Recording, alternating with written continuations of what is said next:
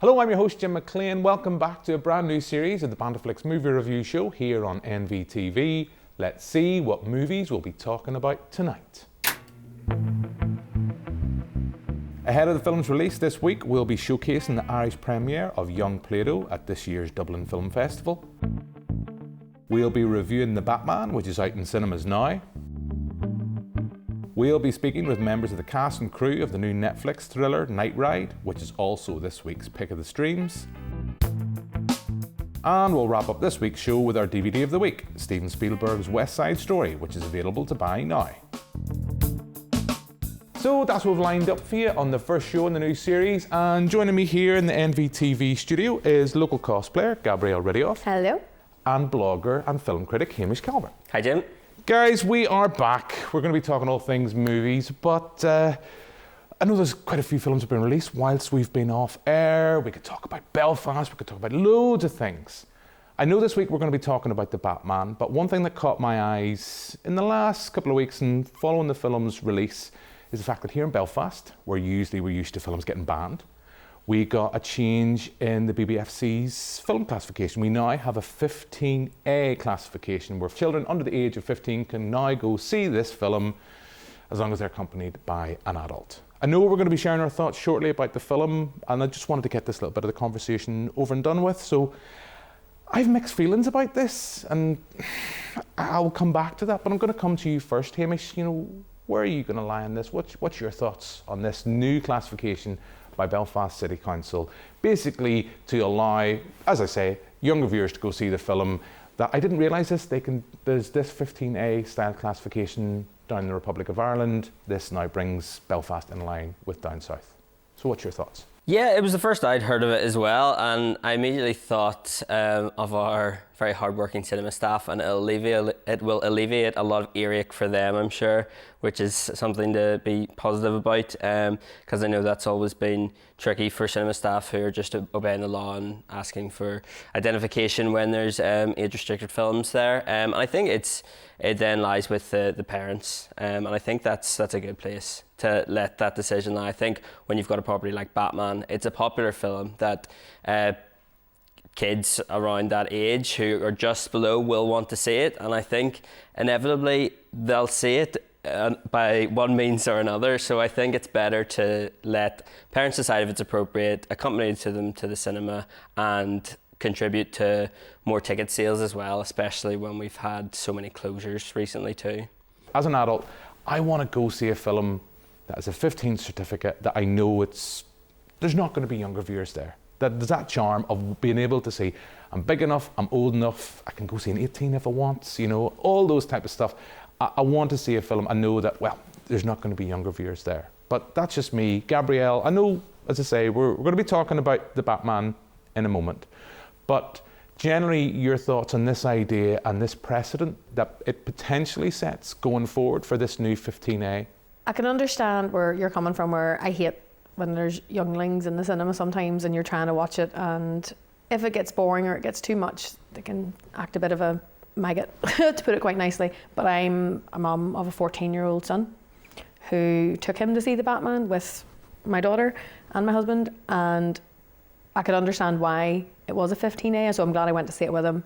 But it's like when you see parents who bring babies to the cinema because they've no other option, but they have a baby with them and the child starts crying, the parent will leave because it's causing a disruption. So it puts a lot of onus on the parents to do that, if that makes sense. So I'm all for it. It just puts the onus on the parents then to make sure the kids are doing, because if they're young enough, they're going to sneak in anyway.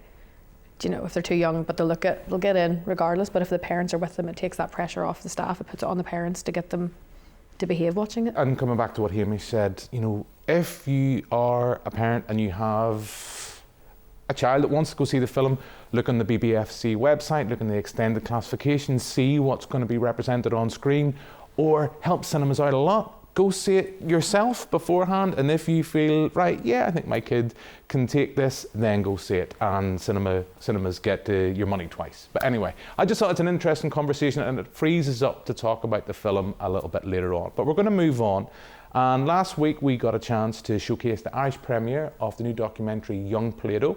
It's out in cinemas this week, and here's our showcase of the Dublin Film Festival's red carpet.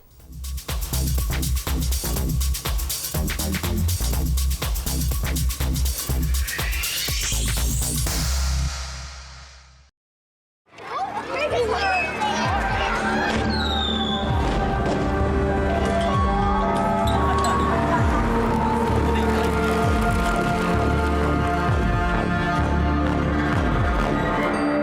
way you control anger. Listen to your favourite music and concentrate on the words instead of the reality. Listen, that's everybody's opinion matters. And that's the beauty of philosophy. I want you to close your eyes. Picture your favourite place and go there in your mind to feel good again. Where'd you go? McDonald's. McDonald's. Young Plato's a film about a very inspiring headmaster who's brought philosophy into the primary school curriculum. That in itself is very interesting and unusual, but he's doing it in a kind of post-conflict environment, an area where to get young people to think about their future and about, you know, their view in life is seems to me to be very important and can make a massive difference. There was a school called Holy Cross. Macaroni was the boss, but Elvis was the king. He always loved to sing. I'll show you how to question, how to get the best out of the thing. Shock, horror, you're going to talk with your child.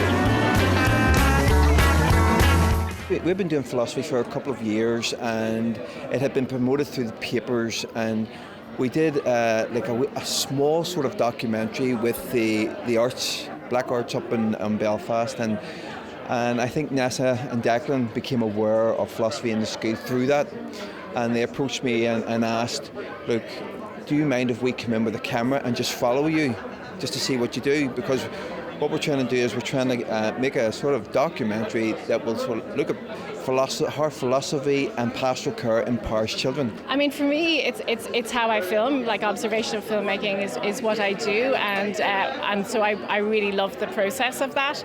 I think it's very, very important to build relationships with your characters and to really sort of get to know them very, very well, and that requires a lot of time, and it requires a lot to build up a lot of trust with the people that you're filming with. So the difficulties of it is that it takes time. Philosophy is inescapable. It's here to stay. It's something that should be in every school. It should be a part of their curriculum and not a bolt-on. And I think I want to stress that it shouldn't be a bolt-on. It should be something that should be permeated, embedded and infused within the curriculum. This is a post-conflict environment in Ardoyne in North Belfast, but it's also it's not a very privileged place. You know, some of the kids have a kind of harder struggle to kind of make it for themselves. And you can actually see what good education can do to kids, in the sense that, they're all really articulate. It's incredible. By the time they leave that school, it's just incredible. They're very, very confident. We need role models in society in all areas. We need adults who actually can impress upon young people how important it is to be empathetic.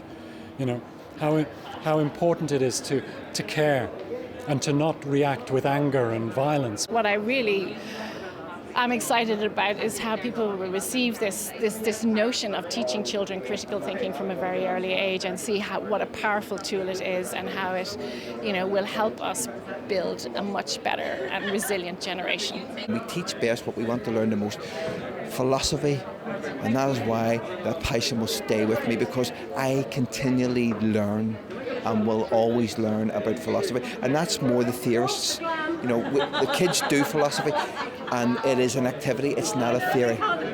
Okay?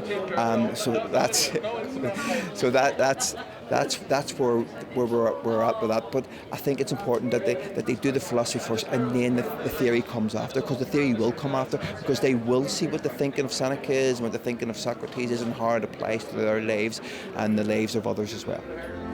It's just some things when my daddy says if anybody's got a fear of that, you always have to laugh. Philosophy one? Philosophy one. What should you do now? Make up, shake hands. You don't know how to play, then you won't play.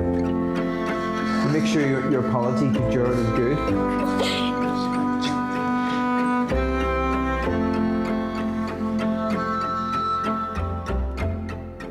time to think for yourself.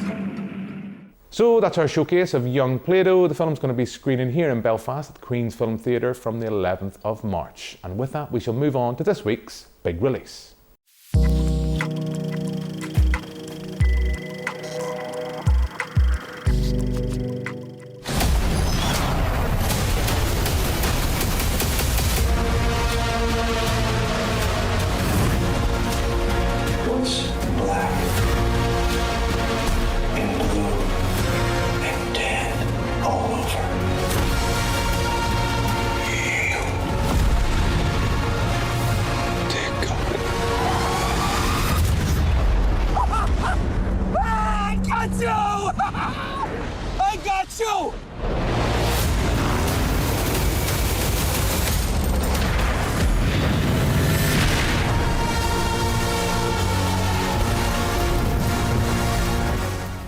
So that's a look at The Batman, which is out in cinemas now. We're talking about the film's classification. Hamish, I'm going to come to you first.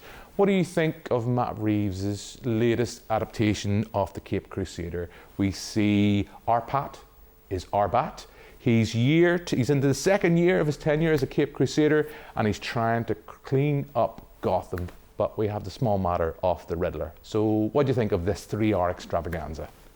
Well, I don't know about you, but when I'm watching a new reboot or a new incarnation of a legendary character like James Bond, or in this instance Batman, there's usually that period at the start of the film where you're trying to suss out, you're thinking, is this new actor any good at this role? Is this new direction where this franchise should go?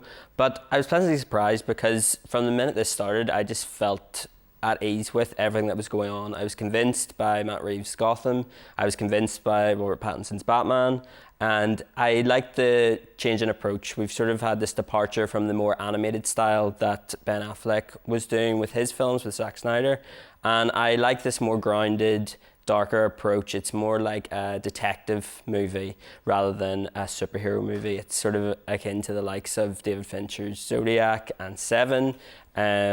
And I think it works really well for the film with that darker tone. You have the likes of Paul Dano's Riddler, like you said, and I think he gives one of the best performances of any villain we've seen in the Batman films so far. And I think as well, another standout for me was the fact that we didn't have to go through the origin story of Batman, the parents, and whilst they are still part of the story, I think it's they work it into the plot in a more natural way. It's sort of like when Spider-Man was brought into the MCU. We didn't have to go through the whole Uncle Ben storyline again. So I think they've done a lot of clever work with the character. They've changed it up enough so it has its own style, but I think it has everything going for it to rival the very best of the Batman films we've seen so far. Okay, I do agree with a lot of what you said. I don't necessarily agree about Paul Dano. I did think he was hamming it up big time, and not in a good way, overacting. But if I'm honest, I found no emotional engagement from myself. I think at 3 hours, I think it's long. I didn't find an emotional engagement with it at that point where I kind of found myself going, right, this is the new Batman. Maybe younger viewers will. Maybe I'm just have to accept now that I'm old, but I held a lot of love for Michael Keaton's tenure. And then Christian Bale came along. I think my issue isn't with Robert Pattinson. I think he's great as the Batman, but I think he's a poor Bruce Wayne. But if I put it and contextualize it within the film, at that time, Bruce Wayne isn't interested in being Bruce Wayne. He's more interested in being Batman or vengeance, as he says in the trailer. It's a 3-hour film. There's a pacing issue. I think the finale feels very rushed and off kilter with what we had seen before it. I loved all the stuff, like as you mentioned, the David Fincher-esque kind of Seven and Zodiac stuff, where we see the Riddler kind of being in this kind of twisted serial killer. There's things I like about it, but I just didn't love it. And I don't know, maybe I need to go back and revisit it, but you've picked up a couple of positives. Zoe Kravitz is great, and Colin Farrell is having the time of his life under those prosthetics. The Godfather's recently been out in cinemas, re-released in cinemas, and it reminded me a lot of Marlon Brando as the Godfather, and that just to have that fun and freedom underneath all that prosthetics. So for me, it's a perfectly fine film. I just didn't love it, and I think my heart still belongs to Christian Bale with Batman Begins. But that's me. Gabrielle? What about you? I loved it. I'm not going to lie. I agree with you on the timing, because there was times where I was like, oh, only an hour in. But was still, I've had to go to, I've rushed to get back. I was like, but gee, another 2 hours, you know, it was very like that at times. But I agree with what you were saying, Hamish, where it felt very natural. Every character felt, yes, the Riddler, brilliant psychopath, like absolutely. I love how you're saying he was screeching all over the place. He's a nut job. He's not meant to be this sane, you know, he's not meant to be a sane person. He's meant to be, the cheese and the cracker aren't connected. I love it that Zoe Kravitz, I know there's always the contention of Michelle Pfeiffer's an amazing Catwoman, but then you always get and this is taken on the political route where it's like, oh, but why is it like Halle Berry's Catwoman will not go there. It was done for a reason, to tick a box. Zoe Kravitz's Catwoman didn't feel like a box ticking. It felt like an absolutely natural person to be playing that role, if that makes sense. She wasn't cast for her ethnicity, for any other reason. She was fabulous. She owned it. The chemistry between her shows that tension, you know, from even the films and the comics. There's always that bit of tension between them two. Addressed it brilliantly. It felt very natural, and it was real life. If in some bizarre way, it wasn't comedy, it wasn't over exaggerated. It was just, this is happening. But the part where you say about, I love Michael Keaton. He's the perfect Batman, Bruce Wayne amalgamation as such. But he's in year 2. If I'm honest, I go deep with thinking about things all the time here. Technically, yes, he lost his parents as a kid. That's fine. As a child, you have no real way of handling that, dealing with that. But this is him. He's grown now, and I want to stop this from going on. There's all this stuff going on. So anger is a part of grief. You want revenge. You want all that stuff. So it's showing how he's dealing with that. And I liked how the mayor point blank said to Bruce Wayne, "You can't hide away anymore," because Bruce has been hiding, which is why there's no Bruce in the film. And she addresses that point blank. She's like, "You can't hide away in your ivory towers. That you need to start coming out. You need to start helping Gotham in different ways." Obviously, not knowing he's the Batman. So this, I think, brings it lovely into how Bruce Wayne's going to start coming out, being the playboy, being the philanthropist, being the distraction to what the Batman's doing. So to me, that's how I saw it. This is the part of grief process where he's hit the anger stage. He's now he needs to accept that I can't change it. By doing this, I can do it in another way. So that's what I found from it. As you know, I get deep about it, but I really enjoyed it, and I would go and watch it again happily. If it was a bit shorter, definitely would go see it again. The last thing I will say, and then I know we'll have to move on to another film, is the fact that one of my main disappointments, there's a character revelation near the end of the film, and I just sat in my cinema seat and kind of went, right, must we go through this again? But I just feel like in the vast catalogue of rogues available to you within the Batman series, there are other characters. We don't need that character. I'm being as kind of unspoilerific as I can. There's other characters that can define the Caped Crusaders much more than that one. But anyway, we can't spend up talking about this film. This week's pick of the streams is Nightride. It's available on Netflix now, and we got a chance to catch up with the film's cast and crew at the Lighthouse Cinema in Dublin to chat about the film.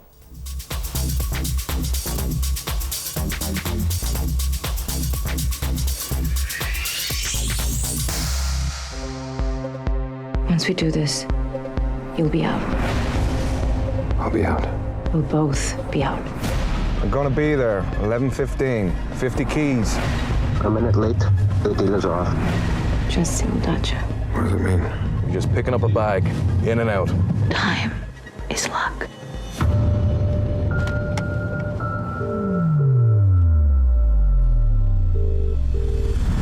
Talk to me. Got a tail on me. It's all gone wrong. Now the buyer's pulled out. You know what's going to happen if I don't get that money. Nightride is a one-shot thriller based around a criminal who's trying to pull off one last job so he can go straight. A lot of the film takes place in the car that he's driving in as he goes around making phone calls, trying to organise what happens. And we shot it for real. We shot 6 takes, 6 nights, driving 22 miles around Belfast, public interacting with us, cops pulling us over, bottles getting thrown, everything that happened you see on screen. Originally always going to be a real-time thriller, and they were playing to my strengths as a screenwriter in that regard, because I was a big fan of the kind of the contained thriller film. But Steve decided to, I didn't know he was going to do this, but he decided to make it a one-take film. He sort of sprung that on us down the road, which was very exciting for me. But for Mo, he had his work cut out for him. The other big challenge as a director is I'm not able to tell my performer how he's doing. Once Mo gets in that car and drives, it's like 25 minutes before there's a moment where I can come and give him feedback. And it was a very compressed shoot. Like, we shot the film in a week. You know, we had 1 week of rehearsal. So a lot of the film is based purely on the decisions Mo had to make on his own in the car. It was a big challenge, and every time there's an obstacle with movies. If it's a movie that's set in the cold, some people talk about the cold.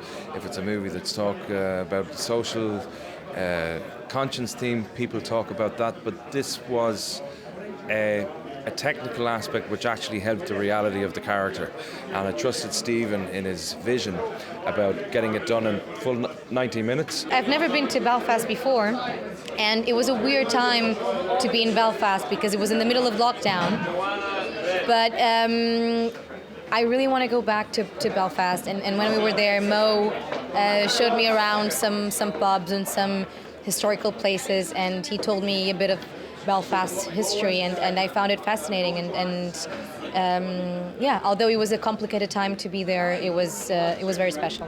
You can trust me? I hope so, because I'm running out of time. 2 ways this game ends, on your terms or their terms. How long you got? Midnight. That's not enough time. I'll make time. Just a little more time. Let's run. Drive, go! Clock has stopped. It's my life on the line now. You understand? It's my life. So that's our showcase of the Irish premiere for Nightride, Stephen Fingleton's latest film, a one-shot crime thriller set in the streets of Belfast. Gabrielle, I'm going to come to you first. What do you think of the film?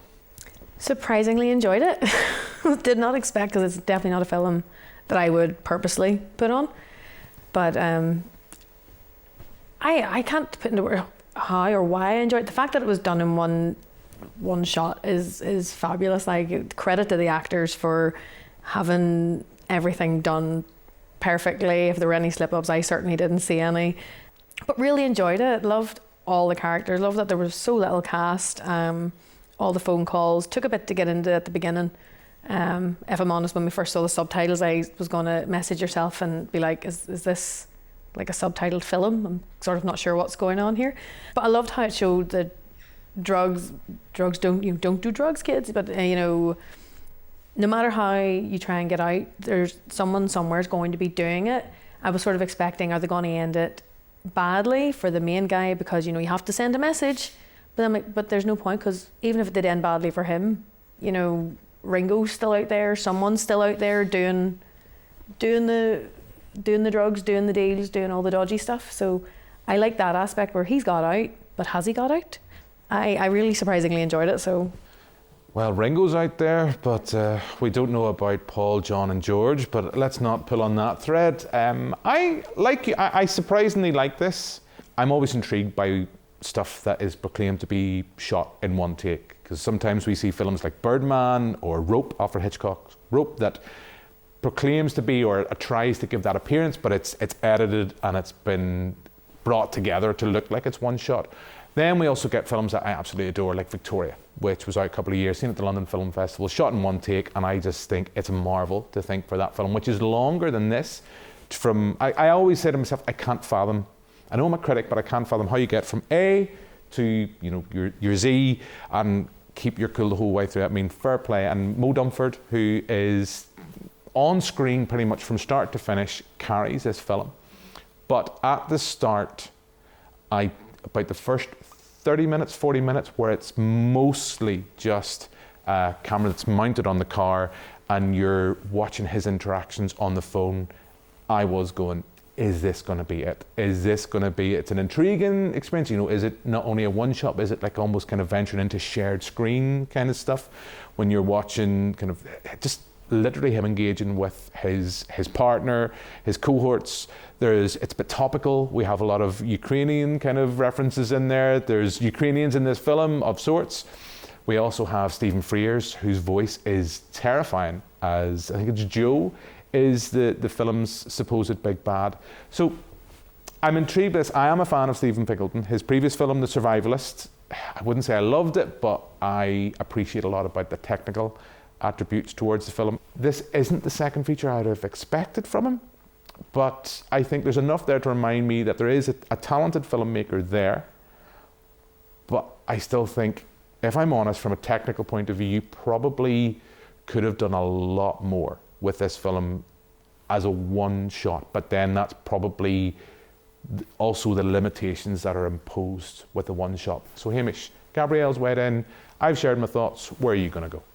Yeah, well, when I started it, I thought it felt quite familiar, and I don't know whether that's because it's set in Belfast and there's all the streets and the landmarks, the buildings that you can recognise. It's quite, I think that's what gripped me at first. I was entertained by sort of following his route in the car, and I was thinking, oh, I know where he is. So I think local audiences will really enjoy that part of it. They'll be able to have a real sense of place with this film. But I think as well with the one take, that's quite popular in a lot of modern films, and I think some films use it as a gimmick, and I didn't feel that here. And I think it felt most familiar with Stephen Knight's film with Tom Hardy, Locke. And I think that's just because it's predominantly in the car with the protagonist making phone calls. That's sort of the crux of both of these films. Where I think this works slightly better than Locke is that Mo Dunford's character, he's not completely restricted to that front seat. He gets out on several occasions and interacts with different characters. So I think that helps the pace, definitely, and that sort of happens sort of when we're a bit in, like you said, the first bit is just very much in the car making phone calls. I hope he's got unlimited minutes because he makes a lot. But I think when you get into it and he moves about a bit more, I think it's good. And I did like the one take aspect of it because I felt like that kept it quite intense and involved. As the drama unfolds, it becomes more intense. And I think that one take, the way it just follows him from the car when he gets out, back in, it really hones in on him and his experience and what he's going through. So I thought it tells his character's story very well. And I liked how impressive the rest of the cast were, despite that we hardly see anyone else. I think the voice cast are very good in this, and you get a real sense of their characters and personalities despite never actually seeing them. So I think there's a lot to enjoy in it. I definitely think local audiences will enjoy it because of its setting, but I think audiences from afar will enjoy it too because it's quite a gripping thriller when you get into it. So I think it has appeal quite widely.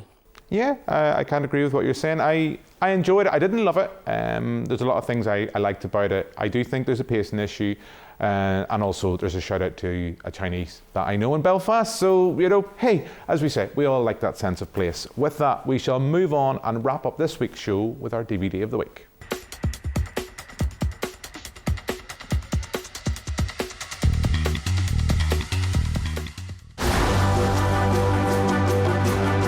Wake up to everything I know either getting sold or wrecked or being taken over by people that I don't like. You keep away from him as long as you're in my house.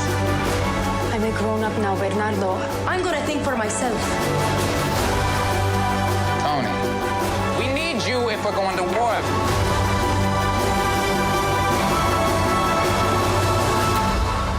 Who are you? Friend or foe? So that's a look at the trailer for West Side Story. It's out in DVD now. We should also say it's available on Disney Plus if you have that service. We reviewed this film on one of the last episodes of the series when it was out on the big screen. Now it's in DVD. We get a chance to talk about it, to hear what you guys thought about it. I don't know if either of you, Gabrielle, did you get a chance to see this on the big screen? Not on the big screen. So you watched this for us exclusively on the small screen. So we'll start with you. What did you think of this latest adaptation by Steven Spielberg of this beloved musical? Are you a shark or are you a jet? What do you think of Maria and Tony's love affair? I'm glad I didn't see it on the big screen, if I'm totally honest. I did want to because it was one of I was I've always heard about this musical. I always like to see how a theatre show can get put on the big screen, so I'm curious, but never got to. And then as soon as, even before you'd said to me about I had a bookmark to watch, and I don't know, the part I found so hard on the theatre it would be beautiful. On the big screen, I'm like, you have the sharks and the jets prancing about the street, trying to be intimidating. They're about as intimidating as Daphne getting out of the Mystery Machine in Scooby-Doo. It's not going to happen. I just couldn't but let me, Ponce or whatever the dance moves are while I can understand it, but it still threw me a little bit on the small screen. Loved Maria.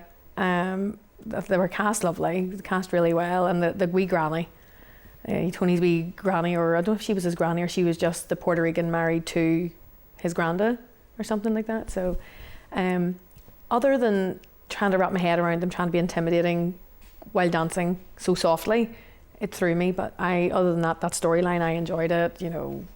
Didn't know who died in it, didn't know anything about that. I purposely had no idea about the storyline, so I was, apart from trying to wrap my head around that at the beginning, I enjoyed it, but I'm glad I didn't see it on the big screen. I really liked this, and I liked it even more watching it on the small screen. I would recommend anybody seek it out. I get that, the Spielberg's been very true to the original. He's been very true to the stage play. They haven't tried to bring it through to a modern audience, like something like In the Heights, which I also enjoyed last year. It's a film I enjoyed. It disappointed me greatly that it didn't find an audience. We talked about this on the last series, that it didn't seem to find an audience at the big screen, which was a disappointment. I do wonder now that coming up to award season, if it will get some wins, will that find renewed vigour in seeking it out? I love the original. This film did enough to justify its existence. I'm a Spielberg fan. Visually, it's a triumph. I think musically, it's stunning. Ansel Elgort isn't the greatest Tony in the world, but I thought he was fine. But for me, it's the female cast in this that made West Side Story work. And visually, there's so much going on for the eyes. I think it was a film that deserved to be seen on the big screen. And I'm glad I did. I got to see it the biggest screen here in Belfast, got to see it on the IMAX screen and loved it. What about you, Hamish? Yeah, well, I think it's an astoundingly well-made film, but I would expect nothing less from Steven Spielberg. Visually, like you say, it's incredible, and I think musically it's brilliant. Some of those song and dance numbers are just incredible. Some of the best, I think, of the genre.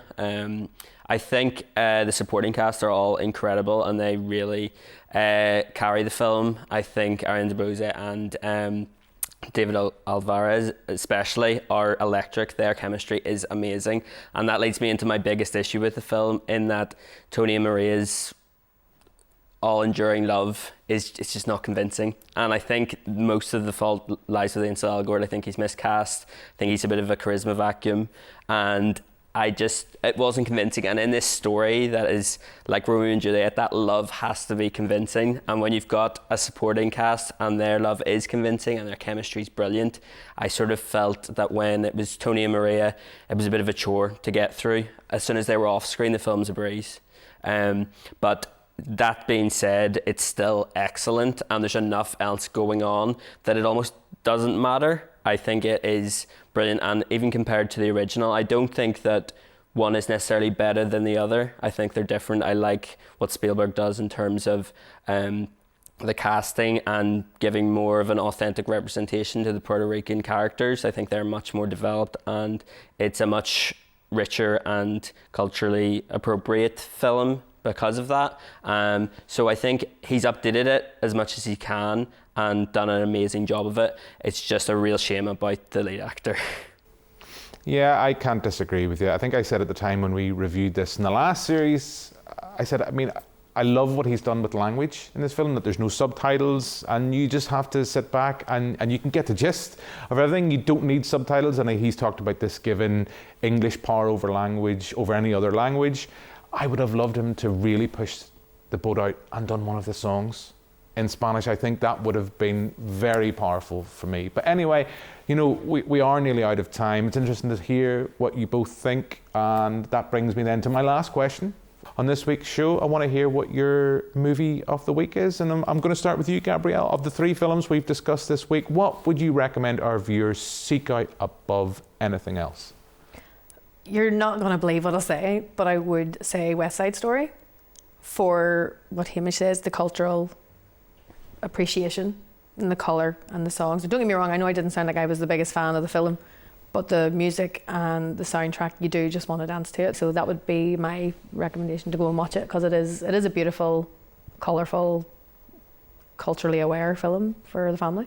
Yeah, I mean, it's going to be 2 for 2 for me. I'm going to recommend West Side Story. I love West Side Story just for Ariana DeBose. I think she's amazing in this film.